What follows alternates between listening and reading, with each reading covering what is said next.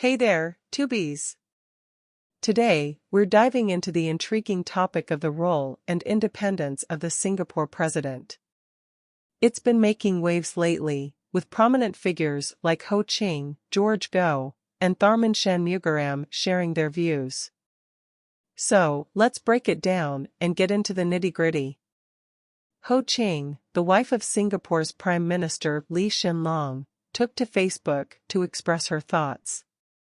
She emphasized that the president shouldn't be an independent voice or a check on the government. According to her, the usual political and civic processes, including voting during general elections, should handle those aspects. In essence, she believes that the president shouldn't be a complaints bureau or a government watchdog. On the other hand, we have George Goh, a businessman who plans to run for president. He believes in true independence, working solely for the benefit of Singaporeans without any political ties. Although he doesn't intend to clash with the Prime Minister, he's committed to exercising the president's powers faithfully, particularly in overseeing reserves and key appointments. Then we have Tharman Shanmugaratnam, a senior minister, who likens the president's role to that of a referee. He believes the president's responsibility is to preserve the integrity of the Singapore system, financial integrity, and the integrity of key appointments. It's not about challenging the government on behalf of the people, but ensuring that everything runs smoothly. Now, let's hear from the late Lee Kuan Yew, the first Prime Minister of Singapore and the mastermind behind the elected presidency. He expressed concerns about the potential rise of opportunistic governments that could deplete the nation's reserves in a short time.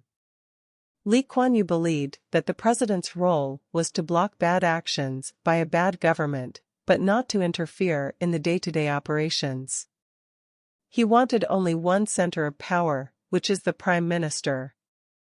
The president does hold certain powers, such as deciding whether to renew contracts of senior public officers, authorizing corruption investigations, and providing concurrence for the continued detention of individuals. These powers indicate that the president can indeed check the government and prevent potential abuses. To put it in simpler terms, think of the Singapore president as an independent non-executive director of a company. They don't have executive power like the Prime Minister, but they should be independent and exercise judgment in the best interests of the country. Their role is somewhat similar to the chairman of an audit committee, ensuring financial statements are reliable and effective internal controls are in place. So, the big question is, how independent should the Singapore president be?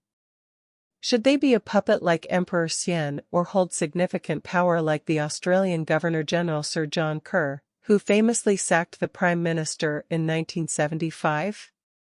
It's a fine balance, my friends. The president should be independent, ensuring good governance, preserving reserves, and preventing abuses. But they shouldn't be an adversary of the government or disrupt the functioning of the system. Now, it's time for your thoughts. What do you think about the role and independence of the Singapore president? Should they have more power or less? Drop your comments below and let's start a conversation.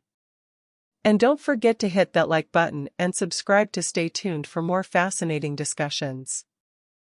Until next time, take care.